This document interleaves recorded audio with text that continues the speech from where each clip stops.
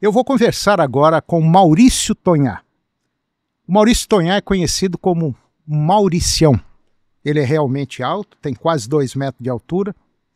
O Maurício é baiano e já vem aqui na estrada da vida da pecuária há 33 anos que o Maurício montou uma das maiores leiloeiras da América do Sul, talvez uma das maiores do mundo. Só para você ter uma ideia com quem eu vou conversar agora, o Maurício leiloa, em média, por ano, 300 mil animais. 300 mil animais entre animais de elite, melhoradores do rebanho, e animais basicamente de reposição pronto para corte. Então você percebe que a Estância Bahia é realmente uma empresa muito grande. E mais um detalhe, o número é muito bom. A Estância Bahia tem hoje, nesse momento agora, média de 180 colaboradores, ou seja, 180 funcionários. Uma organização impecável, que é a organização que a gente sempre desejou na pecuária, principalmente na pecuária de corte. E eu vou bater um papo agora com o Maurício Tonhá, que vai dar uma visão de quando começou, o que é a Estância Bahia, o que representa a Estância Bahia no contexto brasileiro econômico e produtivo. Maurício Tonhá, muito bom dia, muito obrigado por você ter aceito fazer esse podcast, que para nós é muito importante. E eu tenho certeza absoluta, sem medo de errar, que as pessoas que assistirem esse podcast vão ter uma ideia concreta, profunda do que é a Estância Bahia e da prestação de serviço que você vem fazendo junto com a sua equipe. Tudo bem? Bom demais da conta, animado e com Deus. Toninho, muito obrigado por esta oportunidade. Para mim é uma alegria muito grande estar contigo, um profissional que nós temos admiração e que também nos informa bastante. E o que nós pudermos ser úteis neste podcast, neste bate-papo, tenha certeza que a gente vai tentar contribuir com os amigos pecuaristas, com os amigos empreendedores, com as famílias, colocando aqui o que nós temos de melhor, que é a experiência. Maurício, é muito comum as pessoas, de maneira geral, olharem para nós e falar assim, nossa, o fulano está bem de vida, o fulano é uma pessoa de sucesso, Deus ajudou ele. Mas por trás de Deus tem muita pancada que você levou também para chegar aonde vocês chegaram hoje, né? Tudo por culpa minha, porque Deus sempre me preveniu e de vez em quando eu temei com Deus. Toda vez que eu temei com Deus, Deus me castigou. Mas às vezes a gente peca por excesso de otimismo, peca um pouco até, Toninho, a gente, por mais que eu peça a Deus para me dar humildade, por arrogância, por achar que a gente vai dar conta de tudo, e não tem nada mais importante de nós perguntarmos a Deus, orarmos e conversarmos com Ele, pedindo orientação. Olha, eu já dei muito trabalho para o meu anjo da guarda, hein? Dei muito trabalho, temei demais com ele, e toda vez que eu temei, saí com a lataria arranhada, mas graças a Deus tem sido muito previdente. Erra uma vez, aprenda e toca a vida muito melhor depois dos meus erros. O Maurício lutou muito, o Maurício brigou muito com ele mesmo, a família apoiou, na maioria dos momentos muito delicados que a Estância Bahia passou, mas muito delicado mesmo. Eu me lembro de algumas passagens que não foi fácil essa superação. Mas é aquela velha história, é a persistência e acreditar no trabalho da gente, acreditar que o país é viável, ainda é viável, e, mais um detalhe, confiar em Deus, fechar o olho e ir para frente. Porém, dentro de um planejamento. O Maurício fez isso, teve colaboradores, principalmente familiares.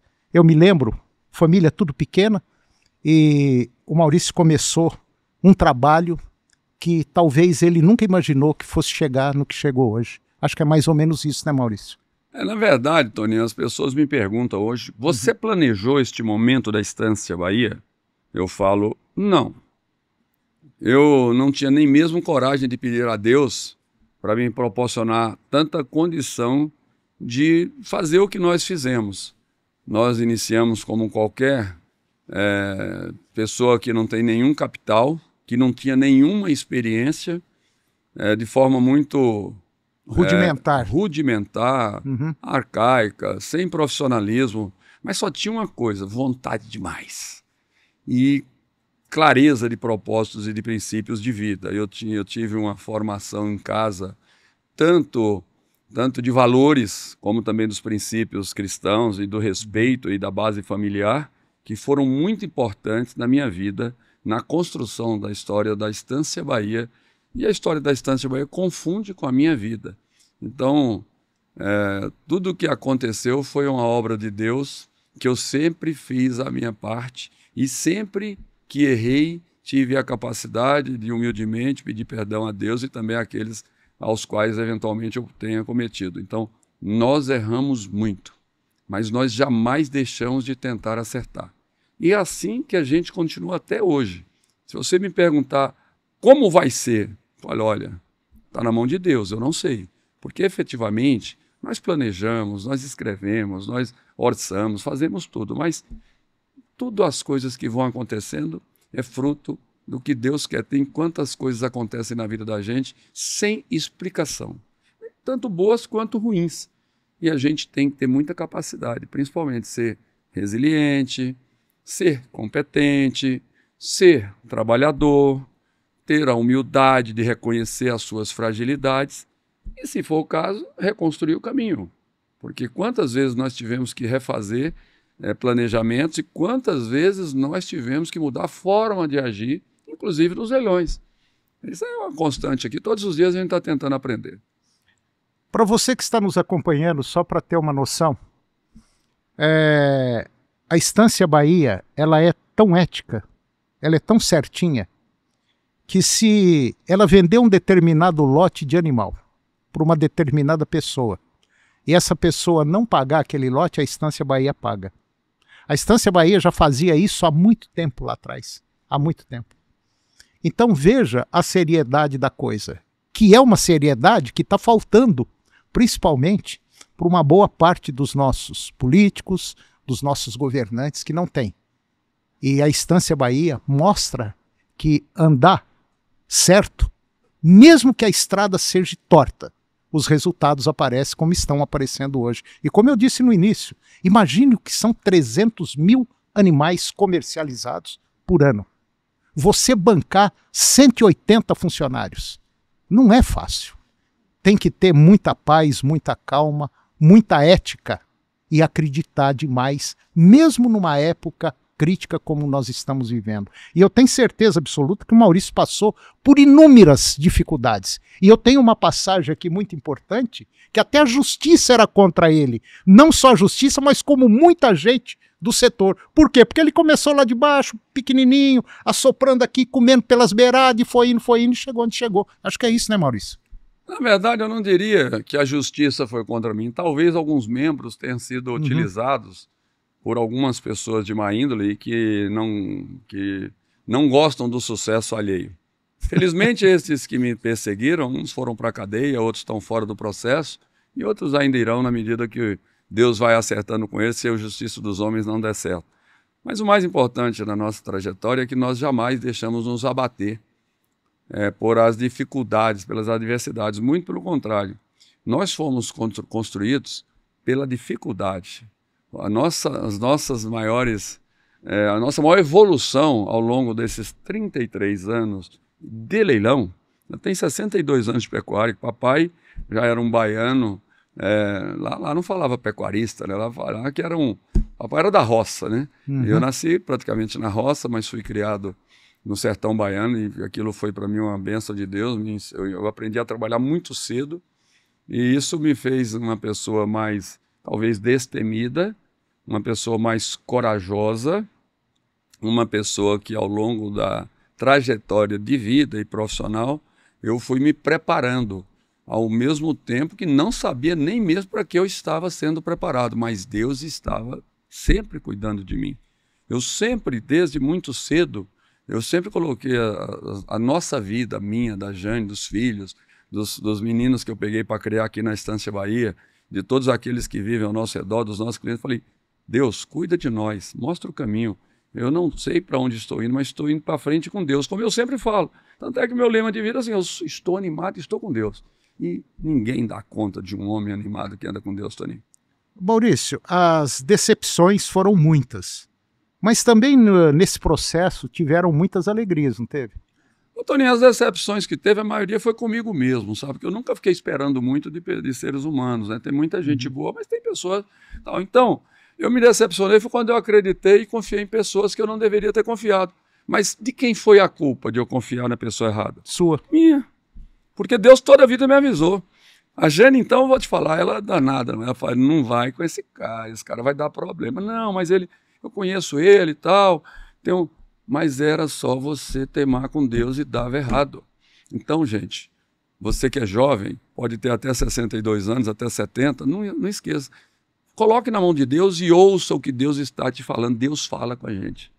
Fala Deus e mostra, né? fala e mostra. É. Meu filho, esse não. E eu ficava à noite e falava, poxa, mas como é que eu falo? Não vou nem falar, não. Como é que eu falo pro Toninho, rapaz? Não, tem que falar. Hoje eu sou considerado assim, isso é muito duro. Eu falei, não sou duro, eu sou vivido, eu sou experiente.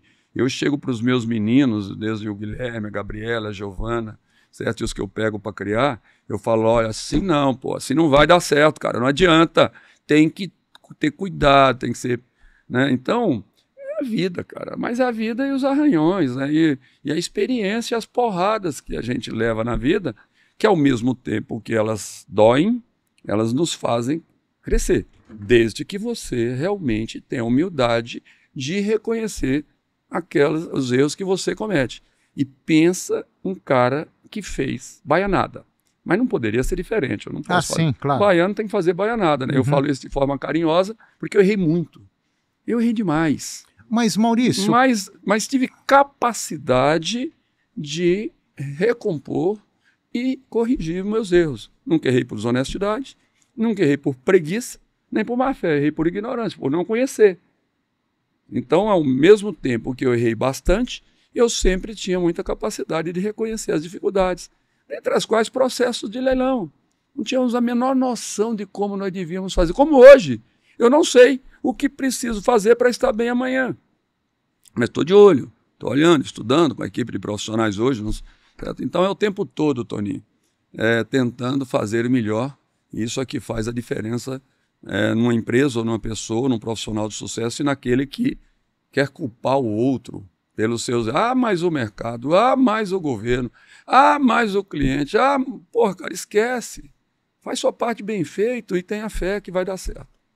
O Maurício Tonhá é um homem realizado ou ainda não? Não. Eu quero morrer daqui 100 anos. Não, quero morrer com mais de 100 anos e não quero morrer Você não está com pressa? Não, eu quero, depois do 100, eu vou fazer o meu planejamento de partida, né, pro andar de cima. Mas eu não sou realizado, porque eu acho que a minha missão aqui, ela não sei nem se está na metade. Certo? O homem realizado é aquele que deita em berço esplêndido e daí a pouco ele fica para trás como o nosso querido e amado Brasil. Certo? Eu sou um homem que até então me sinto bastante grato a Deus pelas oportunidades que Ele me deu, pelos ensinamentos, pela quantidade de aprendizado que eu tenho, mas a minha missão maior, eu acho que ainda está por vir, que é ajudar mais pessoas, ajudar mais a pecuária brasileira, ajudar mais crianças humildes, necessitados, ajudar jovens profissionais, certo? Então, eu acho que eu posso falar que eu sou um homem que já tem uma parte da minha vida realizada até então, que errei muito, mas aprendi mais do que errei, e que tem uma missão muito grande ainda para contribuir com o meu querido e amado Brasil, em todos os seus aspectos, de chamar as pessoas à responsabilidade de não ficar culpando o governo, de não ficar culpando o tempo, não ficar culpando o mercado, não ficar culpando... Essas dificuldades, elas são milenares, elas são bíblicas. Questão do... mas esse ano o tempo foi culpado de eu não... Como é que é? Todo ano tem seca. Mas toda a vida o mercado pegou a gente de calça curta, como diz no sertão. Toda a vida a concorrência bate duro. Toda a vida o mercado não perdoa falha sua, nem incompetência e nem um trabalho abaixo da média. O mercado é muito exigente.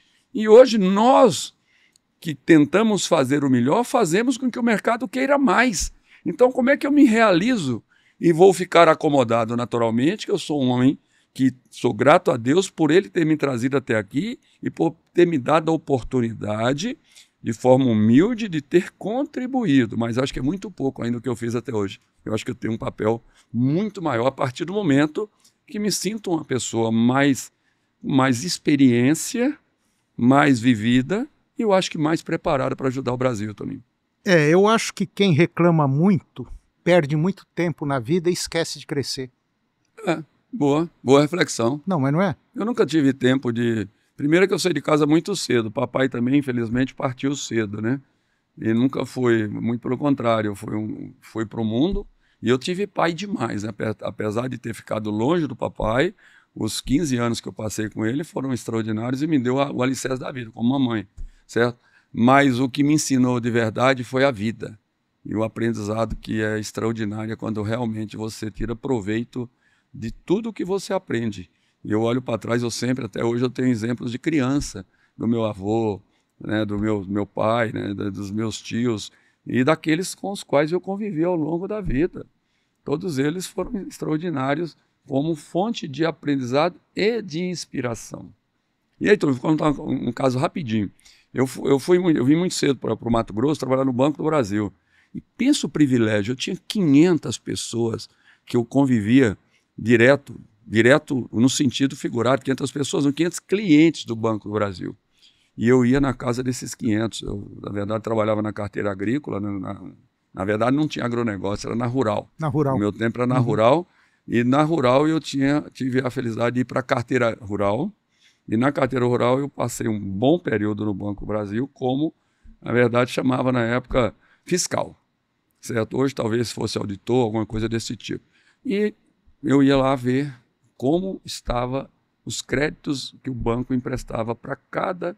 Na época dava para falar que eram colonos, pessoas de muito valor, gente trabalhadora, que veio do sul para Água Boa, para o Araguaia, né, para o Mato Grosso, e vendo aqueles que me inspiravam e aqueles que eu aprendi muito, muito, muito como não se deve fazer. Então, amigo, você que é jovem, da idade que for, aprenda e olhe os bons exemplos, mas olhe também os maus exemplos. Por que é que o fulano de tal se dá bem na vida? Pô, o fulano acorda cedo, o fulano é respeitoso, o fulano é organizado, o fulano é trabalhador. Ninguém segura um homem bem intencionado trabalhador. Se ele não for tão competente, mas o braço, a força do trabalho vai compensar um pouco da falta talvez de preparo. Mas um homem preguiçoso e mal intencionado, ninguém dá conta de ajudar. E jamais vai se dar bem na vida. Se um dia ele tiver sucesso, é por pouco tempo e não vai ser duradouro e não vai ficar para a geração. Porque o que faz a verdade é o exemplo, o bom exemplo, o trabalho é que enobrece e que constrói, Toninho. Maurício, na sua visão, tocar a vida é muito difícil? Não. Desde que você queira, que você goste. Eu acho que para mim a vida é muito, muito tranquila, muito boa, sabe? Porque toda vez que eu erro, eu pago e toda vez que eu acerto, eu tenho o meu prêmio. Como profissional, como empreendedor, como pai e como marido, como irmão, certo? Como ser humano. Porque se eu entender que é difícil, ela é difícil. E se eu entender que ela é normal, ela é fácil? Não. Mas também não é difícil. A vida ela é cruel. Ela é, principalmente com aqueles que não fazem o seu dever de casa em qualquer negócio. Então eu falo, olha, pode ser que você ache que a vida é difícil. Talvez difícil seja você. Experimenta gostar da vida para ver se você não vai ser um cara mais afável, mais amável, mais leve, você não vai ter mais amigos. Eu, particularmente, uma das coisas extraordinárias que eu tenho aprendido, e hoje eu tenho tentado, Toninho, deixar essa mensagem para os meus filhos e para a sociedade, para os que convivem comigo, fala, gente, presta atenção, gente é tudo na vida, e tem gente que fala, eu não gosto, pelo amor de Deus. Infeliz da pessoa que fala que às vezes não gosta da vida ou não gosta da gente. Cara, gente é tudo. O ser humano é tudo.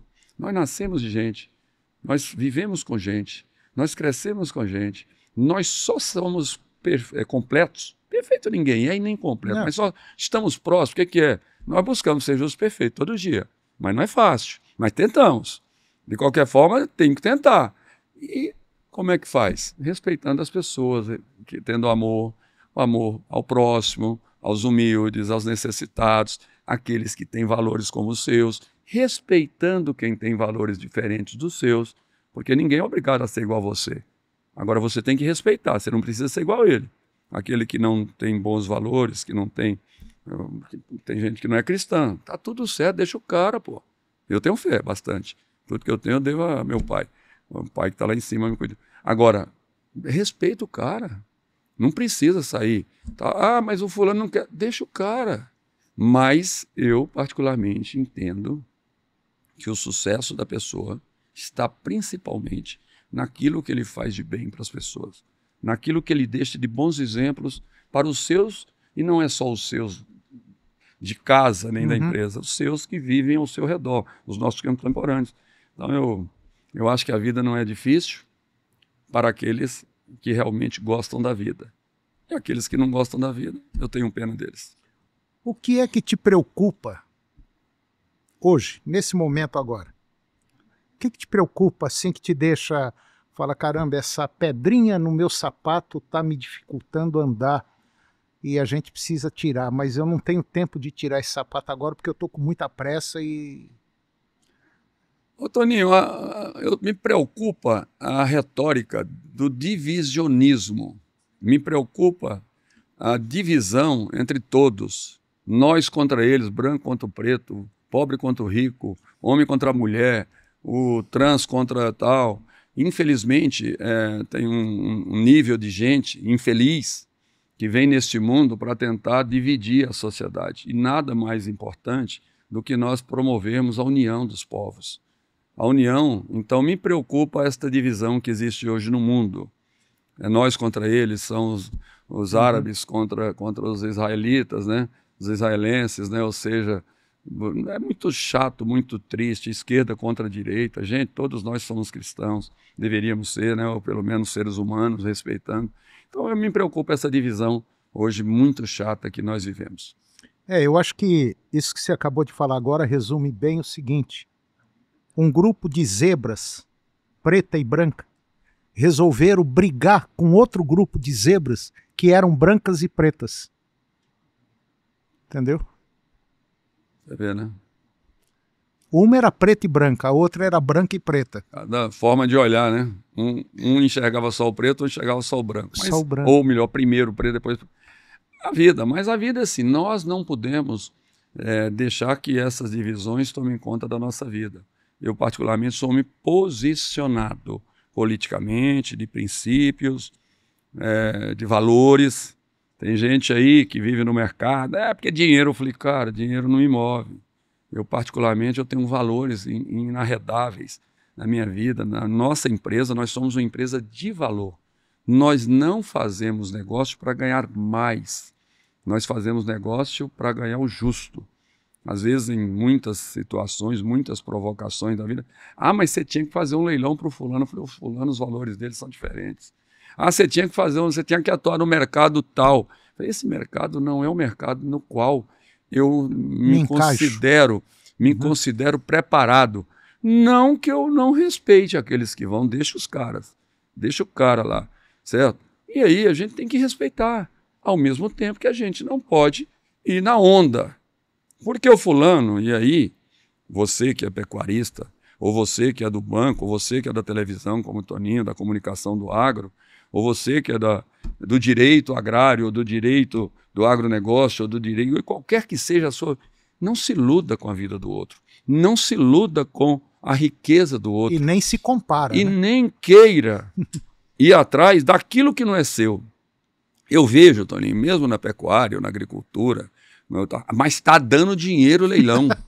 Eu vou fazer leilão, vou fazer um programa de televisão lá na TV Agro, porque o Toninho Pereira está bem. Vai. Cara, faça aquilo que você se realiza como profissional, que o financeiro ele vem é consequência. E tem gente que fica atrás do que o outro está ganhando. A minha vida profissional, eu comecei na feira em Brasília, né? Fui 4 anos feirante. Pensa uma experiência de vida que... Eu falo assim, eu tive várias faculdades, né? Os 4 anos de feira em Brasília. A faculdade da vida. Depois eu tive a minha faculdade no Banco do Brasil, dos 9 anos e meio, extraordinária, né? Que também foi aprendizado com aqueles 500 clientes que a gente tinha, que o banco tinha, né? E hoje, com os hoje nós temos, nós da Estância Bahia, temos aí em torno de 26 mil clientes cadastrados, mais de 15 mil ativos, né? Então, estes são as pessoas que me inspiram, que me ensinam a viver. Essa é a minha faculdade de vida. E isso é que eu quero falar para você. Toca a tua vida, cara. Faça bem feito aquilo que você tem que fazer. Antes de você, tem gente que quer crescer de qualquer jeito, sem fazer bem feito. E aí cai de qualquer jeito. E um tombo depois que é grande é muito pior, é mais difícil de levantar, né? O Maurício, ele, além de tudo isso que ele fez e continua fazendo, ele tirou um espaço na vida dele para mexer com política. E ele foi prefeito, se não me falha a memória, 2 ou 3 mandatos, né? 2. 2 mandatos. 2 mandatos. E eu me lembro, quando ele terminou o segundo mandato, e a gente também conhece muita gente, e eu me lembro que muita gente com quem eu conversei dizia assim, quem conheceu aquela região antes do Maurício era de um jeito, depois do Maurício era do outro jeito. Eu falei, mas que jeito? Não, a coisa mudou da água para o vinho. O que te levou a entrar na política? O inconformismo com a forma que os tradicionais tocavam a política e tocam até hoje. Eu acho que nós, seres humanos... Está difícil de quebrar essa tradição, né? Sempre foi difícil. Se você olhar a história da humanidade, a concentração de poder, assim as pessoas falam, mas tá difícil. Eu falei, não tá difícil, sempre foi difícil. Sempre foi difícil. Mas no Brasil é assim, gente, eu acabei de chegar numa viagem onde eu fui conhecer o Japão, que país extraordinário. País que foi reconstruído depois de muitas e muitas guerras, de muitos e muitos Não, vulcões. E é uma ilha... Não, são 6 mil ilhas. Agora eu estou um pouquinho entendido. Já 6 mil ilhas com 3 mil habitadas, com muitos vulcões ativos, né, Toninho? E muita pedra, né? Não, se você, amigo, olhar um pouco a história do Japão, você vai se inspirar. Eu voltei apaixonado pelos japoneses e pela história. São 125 milhões de pessoas que vivem em 3 mil ilhas, algumas vulcânicas, né, com tsunamis, e é uma potência, né? É um país, eu não sei se no mundo tem nada parecido a nível de educação, de organização, cultura, de limpeza, o taxista, o atendente do hotel, no restaurante, em todos os lugares que você chegava, estava tudo muito claro e não pense em sair uma vírgula ou nem um centímetro fora daquilo que eles trilham, porque é impressionante. Aí o cara fala, quantos anos tem o Japão? Talvez milhares e milhares de anos, né? Certo? A Ásia está a maioria da população mundial, é o berço quase, a Ásia com o Oriente Médio é o berço da humanidade, a Europa. E o Brasil tem 500 anos. E o Brasil, 524, né? E o Brasil é um país, além de ser criança, o país vieram para cá quase todas as nacionalidades, certo? Então vieram as mais diferentes vertentes ideológicas, culturais, de valores, dos nossos indígenas, certo? Com a sua cultura milenar, com certeza, aí dos incas e tudo mais, que a gente talvez pudesse reportar, até o povo talvez mais tecnológico, que seriam os asiáticos hoje, apesar Sim, da América, claro. Os Estados Unidos seriam uma vanguarda também, com Elon Musk e tantos outros por aí, mas vieram realmente pessoas de todos os quadrantes do planeta, certo? De todos os continentes, com todos os valores, e que desde o início foi mal conduzido. Desde o início, foi explorado. O europeu, que, diga-se de passagem, é um povo que tem um respeito, mas que tentam pregar regras aí, moratória da soja, da carne. Esse povo, eles estão decadentes, vão desaparecer, porque eles são arrogantes e professores de Deus. E querem vir aqui falar o que nós, ou melhor, imaginar que nós ainda somos colônia deles, sem que nós tenhamos que respeitar o meio ambiente, respeitar a famosa o ESG, né, as políticas de sustentabilidade em todos os sentidos, mas nós temos que ter a liberdade de o Brasil ser tocado pelos brasileiros, não mais a colônia que nós fomos.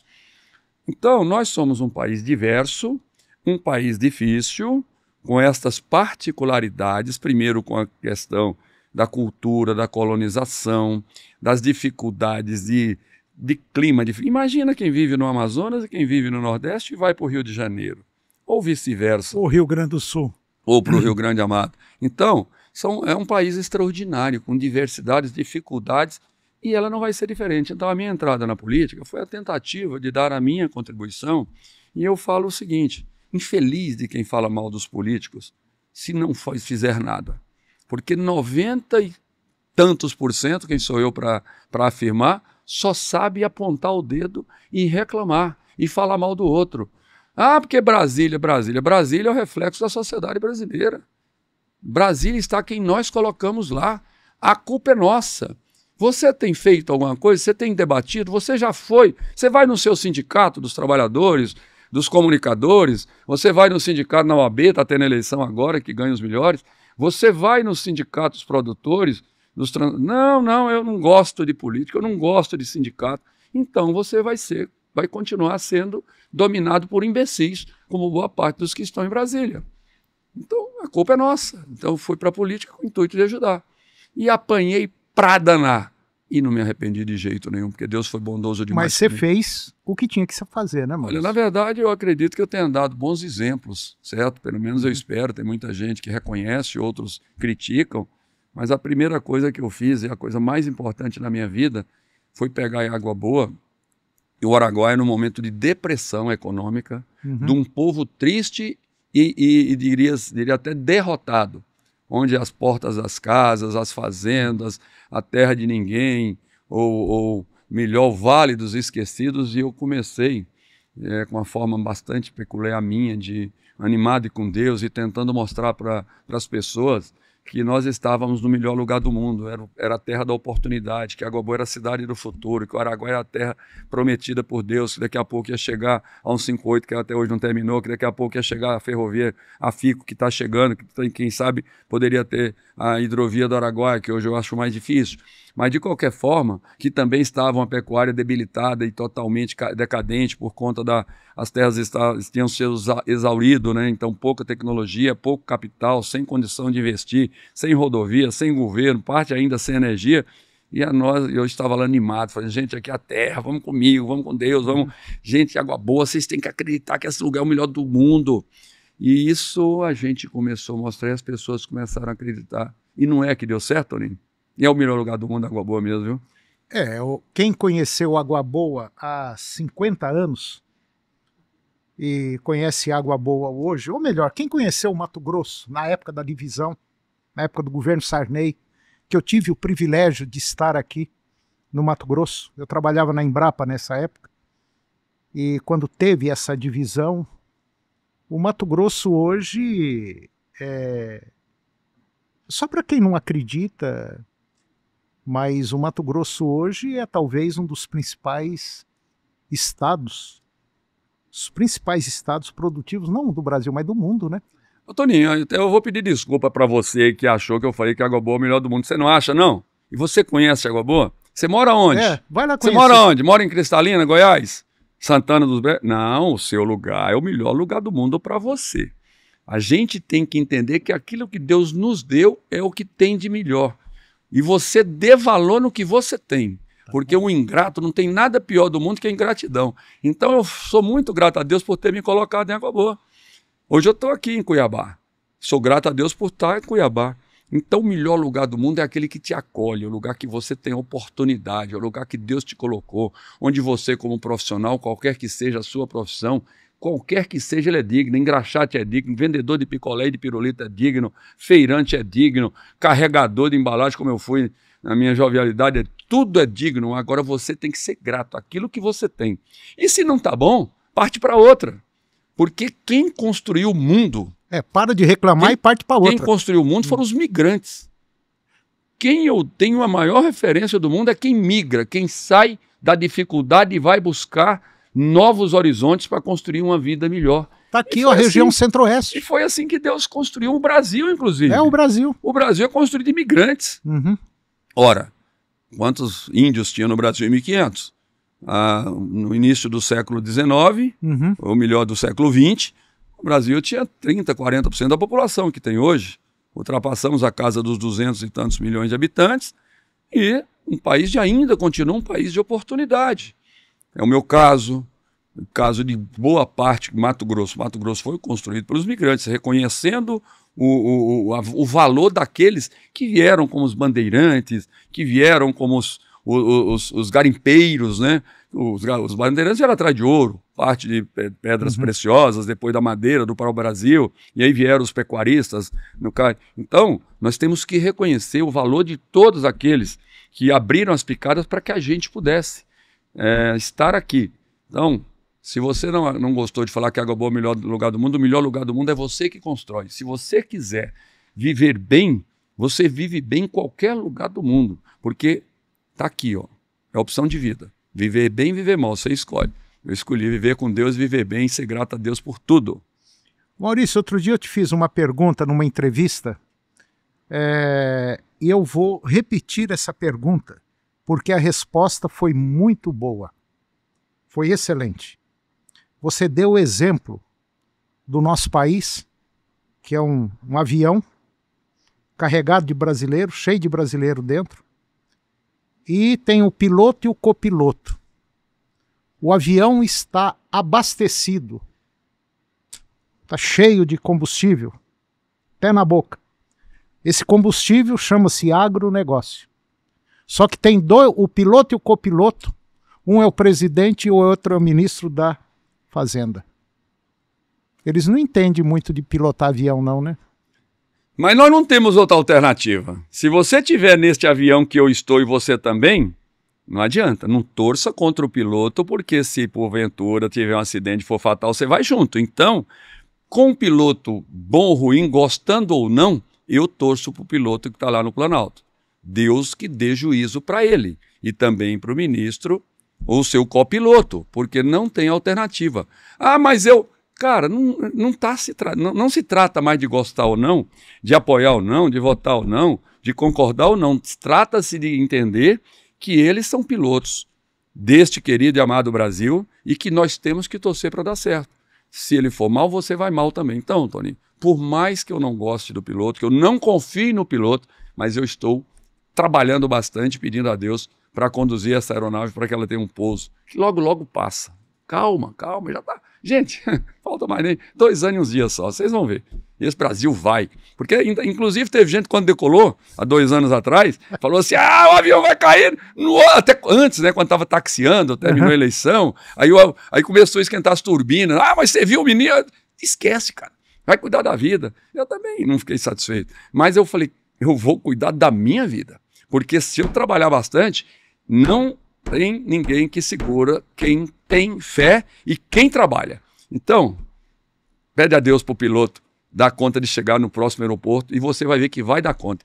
E trabalhe bastante. Cuide da sua vida, cuide da sua família, cuide dos seus negócios, da sua profissão, do seu emprego, do seu empreendimento ou da sua faculdade. Esqueça o piloto, porque o piloto está lá e você não vai tirá-lo. Agora, se você esquecer de pilotar a tua vida, mesmo que o avião chegue no destino, quem sabe você vai embora antes. Então, fica aí o recado, Toninho. Maurício, como é que está a sua sucessão aqui na Estância Bahia? Toninho, eu tenho viajado uns dias aí, sabe? E estou muito preocupado com isso. Porque eu estou vindo aqui mais com medo de perder o meu posto já, viu? Graças a Deus, Toninho, uma bênção de Deus. Guilherme Tonhá vai bem. Meu filho é o diretor comercial. Cada dia eu estou mais ausente do dia a dia, da parte burocrática, assim, vocês fazem o orçamento, vocês fazem o planejamento, vocês fazem as reuniões de alinhamento, eu participo nas reuniões de tomada de decisões maiores, na parte comercial, mas graças a Deus, Deus foi muito bondoso. A Jane foi uma mãezona que sempre esteve muito próximo e nós temos valores muito firmes e meus 3 filhos, né, que é o Guilherme Tonhá, com 38 anos, a Gabriela com 30, eles não gostam que eu falo que o Guilherme completa aniversário essa semana, faz 38 anos, a Gabriela daqui mais uns dias faz 35 e a Giovana tem 24. Os 3 estão aqui, o Guilherme na parte comercial dos leilões, um pouco nas fazendas, a Gabriela é a financeira, administrativa e financeira, a Giovana formou esse ano a publicidade e propaganda, está aqui fazendo a coordenação da publicidade, do marketing, e os 3 vão muito bem, graças a Deus. Agora, eu não deixo de ficar de olho e, diga-se de passagem, ainda com um certo rigor, tentando mostrar para eles que só vale a pena o trabalho e que tem que trabalhar, tem que dar o bom exemplo, tem que fazer de tudo para continuar a trajetória da nossa história. A sua esposa é que tem a chave do cofre? E da minha vida também. Manda, eu tenho, quando ela está longe, eu até falo que eu mando, mas a Jane sempre, Toninho, eu sempre fui aquele que ia abrindo as porteiras e as picadas, e a Jane sempre na parte de retaguarda. Mas ela paga seu salário direitinho, não paga? Rapaz, de vez em quando ela me nega, fala, você já gastou demais. Mas eu, com muito jeito, termina ela me dando um cartãozinho de crédito, aumentando o limite. A gente tem uma convivência extremamente harmoniosa. E ela também, a Jane, até hoje, a gente mesmo ficando fora um período, quando ela chega, já dá bronca em todo mundo, já organiza tudo. Na verdade, nós somos uma família que nos damos muito bem, todo mundo trabalha, graças a Deus. É uma empresa familiar que, quando eu disse no começo da nossa conversa, você teve, eu me lembro dos seus meninos pequenos, e me lembro também da força que sua mulher te dava. E, de maneira geral, o marido não gosta muito que a mulher mete a colher de pau. Mas pode ter certeza absoluta, quando a mulher ela joga no mesmo time do marido e o marido joga no mesmo time da mulher, a coisa anda e dá certo. Dá muito certo. E pode ter certeza, por trás de um grande homem, eu não diria por trás, do lado de um grande homem, tem uma mulher grande também. E é o caso aqui da Estância Bahia. Tem as diferenças? Tem. De vez em quando o pau come, não come? Na verdade, eu dei uma melhorada grande no sangue gaúcho. Ela fala que eu sou gaúcha com certeza. Eu falei, não. É o complemento. Gaúcho com baiano? Você já pensou, rapaz? Tinha tudo para dar. Mas é uma maravilha. Então, assim, a gente... Na verdade, diferenças existem e vai existir e vai sempre. continuar Existe sempre. Diferença entre pai e filho, diferença entre marido e mulher, irmãos com irmãos, né? É natural. O que tem que ter é capacidade de entendimento. O dom do perdão, o dom da compreensão, o dom, sabe? Eu não sou um dos homens mais pacientes. De vez em quando você é muito bravo, você não, eu falei, não é que eu sou, é que eu sou o meu jeitão de ser, eu sou muito autêntico, eu não mando recado, eu falo na hora, às vezes não erro, talvez por excesso. Por exemplo, meus filhos falam que eu fui muito duro com ele. Foi que vocês não foram filho do meu pai, para vocês verem que era duro, né? E talvez papai fale, porque vocês não viram como é que foi o seu avô. E meu avô talvez fale, vocês não sabem como é que foi o seu bisavô.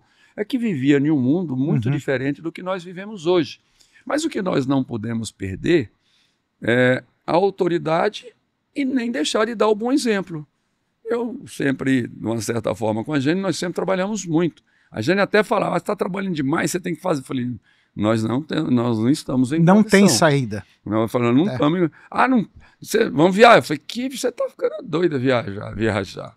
Nós estamos muitos anos indo na casa dos meus pais, que moravam na Bahia, nunca deixei de todos os anos ver mamãe e tal. Nunca deixei de ter o vínculo com a minha família de origem, todos, minha avó, meus avós, tudo. Mas assim, ela ia lá correndo e voltava para agarrar no cabo do Guatambô ou no rabo do boi, porque não tinha capacidade financeira. Falar, depois, naturalmente, que hoje nós temos o privilégio de poder fazer isso, com uma empresa organizada, com profissionais habilitados, com um planejamento bem feito, a gente hoje tem condição de fazer. Mas não foi sempre assim.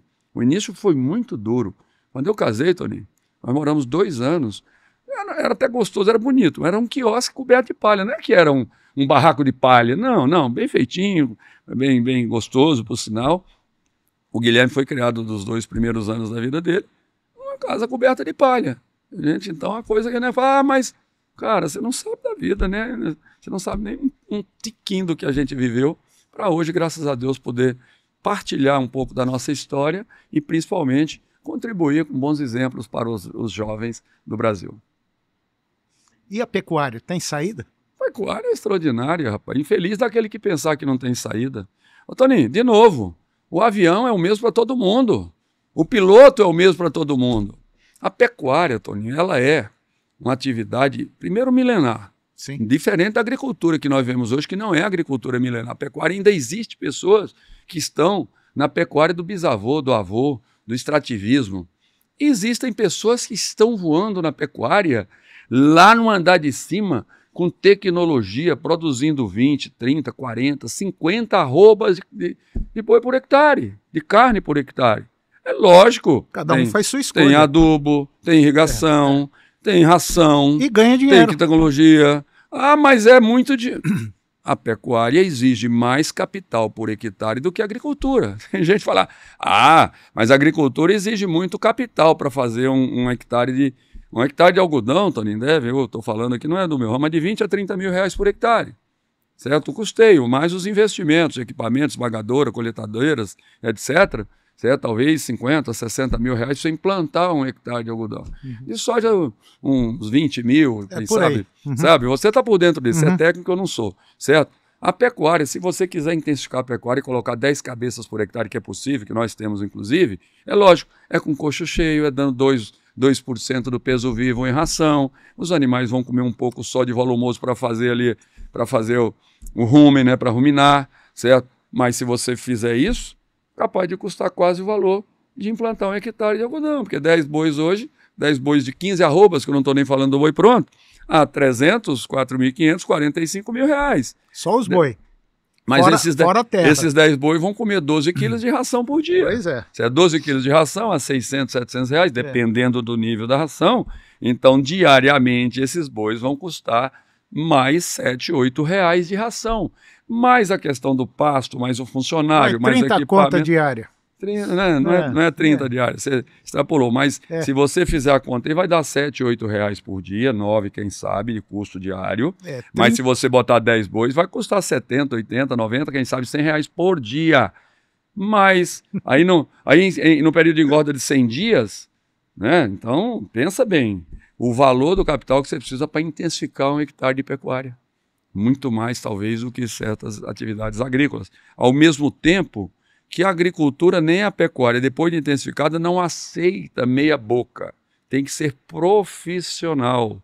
Tem que medir, ouvir, aprender todos os dias, acompanhar. E isso exige profissionalismo, exige tecnologia, exige bons profissionais e, de novo, gente, para tocar tudo isso. Que o agricultor que não cuida das pessoas e que não cuida da terra e que não cuida do equipamento, ele vai ter insucesso. E o pecuarista tecnificado é do mesmo nível. Então a pecuária tem futuro, vai bem, agora precisa mudar de patamar aqueles que realmente ainda estão fazendo extrativismo. Então a pecuária existe em 2 níveis, ou melhor, alguns níveis. Um que está muito atrás e um que está voando. A agricultura, aquele que fica para trás, 2 anos o agricultor desaparece. E esse que fizer pecuária intensiva também, se não fizer bem feito, pode desaparecer, porque não aceita erro. Porque você está no nível, é mais ou menos um avião voando em alto nível. Se errar lá e cair. Então pecuária vai bem, com as dificuldades. Estava mesmo. E vai ficar ruim de novo, tá? Não se iluda com... Tem gente, boi vai para... Cara, pode até ir. Mas não sustenta, porque tem consumo? Não tem.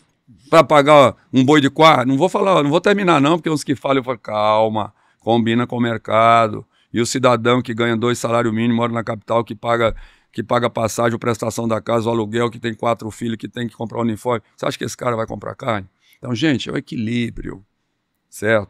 O equilíbrio é o que vale. A média do negócio. É nós não tentarmos exagerar. Isso é da vida, em qualquer situação. Em qualquer situação. Então, assim, cara, calma, deixa o boi aí nos 300, 350. Tá bom demais. Vai remunerar bem o produtor, certo? O cidadão vai dar conta de comer a carne. Até agora, certo? Quando estava bem mais barata a arroba, teve gente fazendo a lição de casa certinho, estava ganhando mais do que está ganhando agora. Porque eu conversei com muito pecuarista. Na verdade...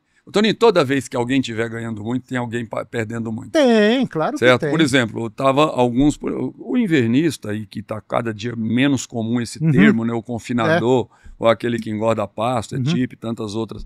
Esse cara ganhou dinheiro nos últimos 2 anos. Ele foi previdente, porque se ele estava num sistema azeitado, ele comprou a principal reposição, é o animal. É o animal, o bezerro ou garrote. Certo? Ele comprou isso muito barato. Em compensação, nesses 2 anos, o criador foi, coitado, foi esfolado. Não por nada, é porque ele ganhou dinheiro demais. Em 2020, 2021 e 2022, e ele acelerou a produtividade, aumentou a quantidade de bezerros, segurou a quantidade de fêmeas, até parte delas que não tinham qualidade para multiplicar ou para parir, e ele pagou a conta de ter sido. Ele não planejou bem a atividade dele. Como aqueles que também aumentaram muito e talvez não estavam estruturados, vão devolver. Isso é da vida, gente. O dia que a estrada estiver boa demais, você vai, você acelera, mas lembra que tem curva na frente, que tem radar, que pode estourar um pneu. Então, um amigo meu me falou uma coisa, eu uso isso hoje, Carlos Quinde, um abração para ele, está lá no Rio Verde. Ô, Mauricião, e eu acelerando na curva, sabe? E 30 mil boi, 35 mil boi, 40 mil boi no leilão. Então eu falo, calma, a velocidade que emociona é a mesma que mata. Cuidado, tem curva, pode derrapar. Então isso é uma lição de vida que eu trouxe para mim, que eu nunca mais quero esquecer e quero deixar de legado assim. A velocidade que emociona é a mesma que mata, então cuidado. E também não adianta muita velocidade se a gente não tiver um destino, né? Boa. Mais essa, né? Mais essa, porque é importante, né? Sem ter um planejamento. Né? Eu fico vendo aí, eu tenho, se não me falha a memória, 114, 115 grupos de WhatsApp só de produtores, e de vez em quando aparece uma mãozinha lá, 400. Eu começo a dar risada. Nós temos que entender que a economia brasileira está ruim, e que a maioria da carne produzida no Brasil, 60%, 70%, mais ou menos esse número, fica aqui dentro. E um pouco vai lá para fora. Lá para fora tá bom para vender, não tá ruim. Mas tudo tem um limite, tudo tem um limite. E tudo tem um nicho de mercado. Eu estou dizendo isso, falando em nicho, porque dentro da pecuária, nós temos vários nichos de mercados que não estão sendo explorados. Por exemplo, você sabe que existe na carne suína, chamada carnes especiais de suíno? Você sabia disso, Maurício? Existem. Entendeu? E os caras estão rachando de ganhar dinheiro vendendo carne especial de suíno. Agora, nós pecuaristas, a maioria dos pecuaristas, ainda está, eu diria assim, com a visão retrógrada, olhando muito pelo retrovisor e esquecendo, às vezes, de olhar para frente. Todo mundo sabe que nós temos duas épocas, a das águas e a da seca, e na época da seca falta comida. A maioria não prepara essa comida na época das águas. E acontece o que aconteceu agora, o ano passado, o ano retrasado, e vai continuar acontecendo. A pecuária é altamente lucrativa. Vender boi igual a Estância Bahia vende é altamente lucrativo.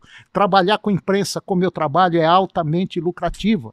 Agora, você tem que se dedicar, você tem que planejar e você tem que gestar. Caso contrário, tudo fica ruim e aí você começa a meter o pau no Lula. O Lula, deixa os caras lá. Como o Maurício disse, esse avião tá eu, você, ele, tá todo mundo lá dentro. E nós temos que torcer pro piloto. Porque se o avião cair, você vai, desculpe a expressão, você vai pro saco. Assim como eu vou também. Eu acho que não tem muito o que fazer, né, Maurício? É isso aí, Toninho. Fazer bem feito dentro de casa, fazer bem feito aquilo que você tem que se fazer. E o restante colocar nas mãos de Deus que vai dar tudo certo. Maurício, eu agradeço demais a sua participação, a sua presença nesse podcast. A João Domingos Advogados, ela tem um slogan que é a fortaleza jurídica do produtor rural. É uma empresa que só trabalha, juridicamente falando, só dentro do agro. Se especializou e se dedica a isso. Deu certo? Deu. Vai continuar dando? Vai. Por quê? Porque a turma lá investe pesado na atividade deles. Coisa que nós pecuaristas temos que fazer na nossa profissão. E nós não podemos nos esquecer que eu, o Maurício, a Cris, todo mundo que está aqui dentro, são vendedores. Se ele não vender bem o serviço que ele faz, ele não vai ser um bom profissional e não vai ter resultado positivo. Acho que é isso, né? É isso aí, Toninho. Eu que agradeço, desejo muito sucesso para João Domingos Advogados. de forma especial e carinhosa com a TV Agro. Você está conosco aqui, o nosso carinho por você e a todos aqueles que nos acompanham. Fica aí um fraternal abraço. Estância Bahia, nós servimos a Deus e a pecuária brasileira. Se você é pecuarista, nos acompanhe nas mídias sociais. Se você é produtor, estamos aqui. O que nós queremos é fazer o melhor para a pecuária brasileira e por aqueles que confiam no nosso trabalho. Muito gratidão a Deus por estar aqui e obrigado, Toninho. Maurício, para encerrar com chave de ouro, tem um brinde aqui da João Domingos, do nosso podcast. Se você quiser abrir para dar uma olhadinha, eu acho que você vai gostar. Vamos ver, acho que vai. Não sei. Toninho, eu tenho certeza que o que vem, que vem pelas suas mãos, absolutamente convicto de que será um bom presente. Eu que gosto de um bom churrasco. Agora eu não sou um bom operador de então, canivete, eu vou te pedir para me orientar, porque essas coisas muito chiques, eu fui da época do facão, viu, Toninho? Assim, não... Olha aí, tá vendo? Até o Toninho tá apanhando. Não. Ela tem um trique aqui, ó, porque ele é muito afiado. Tem que ter segurança, ó, né? E tá aqui, ó. Então tá aqui. Ó. Quero agradecer a equipe, olha, ainda com o meu nome aqui, né? A equipe da João Domingos Advogados, né? Pelo prestígio e pelo carinho. Isso aqui vai ser muito bem. A hora que eu estiver comendo uma picanha, eu vou te convidar para saborear, Toninho. E para fechar, você vem aqui. Por favor, me dá uma aula aí, Toninho. Porque, ó, dá para fazer barba, viu? Tá bom. Maurício, muito obrigado. Muito obrigado a você que nos acompanhou. Muito obrigado mesmo. A João Domingos Advogados agradece a sua confiança, a sua participação nos nossos podcasts. Um abraço e até o próximo encontro. E que Deus abençoe a todos os homens e mulheres de bem do Brasil. É isso aí. Obrigado.